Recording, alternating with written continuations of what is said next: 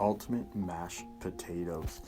This is the easiest mashed potatoes and the best tasting mashed potatoes. First, you're going to peel all your skin off of your potatoes and get them ready by rinsing them off and ready to cut them.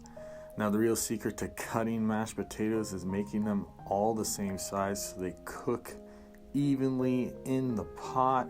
And once you have them all evenly cut, you're going to put them in a pot with salt water. Now, the pot can be boiling or it can be cold. There's lots of preferences that people suggest, but I just put it in the pot, bring it up to a boil, and make sure that they're tender. How I check for doneness is I squish them with a fork, and then you're going to strain them. And now we're taking time for a little product placement, and it is savory Montreal steak spice inspired by Canada. And why I like this product is because it does use whole foods.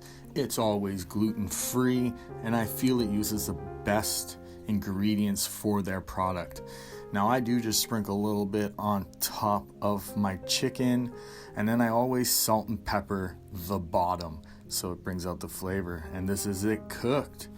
Now back to the mashed potatoes. Now that your potatoes are strained, you're going to add 3 tablespoons of butter and 3 heaping teaspoons of sour cream. And that is really the secret. Instead of using milk or cream, we just put sour cream in.